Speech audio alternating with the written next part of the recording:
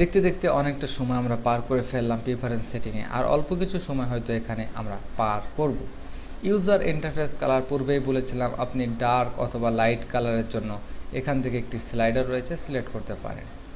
এখান থেকে আপনি আপনার কালার, ইউজার ইন্টারফেস হোয়াইট এবং match user interface brightness, auto class icon, এবং আপনি এটি যদি অটো ক্লাস দিয়ে থাকেন তাহলে আপনি জাস্ট যে কোনো একটি কালার প্যানেল ওপেন করবেন এবং ওপেন করার পর বিশেষ করে আপনি এটি অটো ক্লাস হয়ে যাবে। যেমন এখানে আপনি এটিকে বাইরে রাখলেন, বাইরে রাখার পর এটি যদি অটো ক্লাস হয়, যখন অবজেক্ট আপনি এখান থেকে সিলেক্ট করবেন, আপনি জাস্ট এটিকে হোল্ড করেন, এখানে কালার বা এখান থেকে কালার সিলেক্ট করেন এবং পরবর্তীতে যখন এখানে ক্লিক করবেন তখন এটি অটোমেটিক চলে যাবে। খেয়াল করুন, অটোমেটিক চলে যাবে।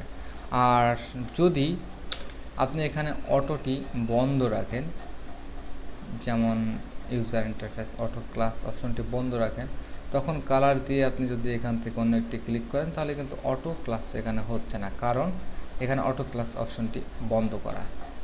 আপনি কিছু কিছু অপশন এভাবে ঘাঁটতে পারেন, তবে আমি এইটির মাধ্যমে পুরোপুরি শেষ করে দিচ্ছি। এখানে আমরা দেখতে পাচ্ছি স্লাইসের সেটিং রেড কালার দরকার নেই। এখানে আমাদের আর তেমন গুরুত্বপূর্ণ কোনো সেটিং নেই। ইউজার ইন্টারফেস, এখানে file handling and clipboard, use raw resolution proxy for link ইপিএসের জন্য আপনি লো রেজুলেশন যদি ইউজ করেন তাহলে লো রেজুলেশনে আপনার খুব অল্প জায়গায় ধরে যাবে। এবং display bitmap as NTLS system, NTLS হচ্ছে খুব স্মুথ টাইপের আমাদের কার্ভিং পয়েন্ট তৈরি করে। যাই হোক, অ্যাপিয়ারেন্স অফ ব্ল্যাক, আমরা জাস্ট ব্ল্যাককে দেখছি, এখানে ডার্ক টাইপের ব্ল্যাক, এখানে কিছু ব্ল্যাকের মধ্যে হয়তো কিছুটা ব্লু মিক্স করা রয়েছে এমন কালার।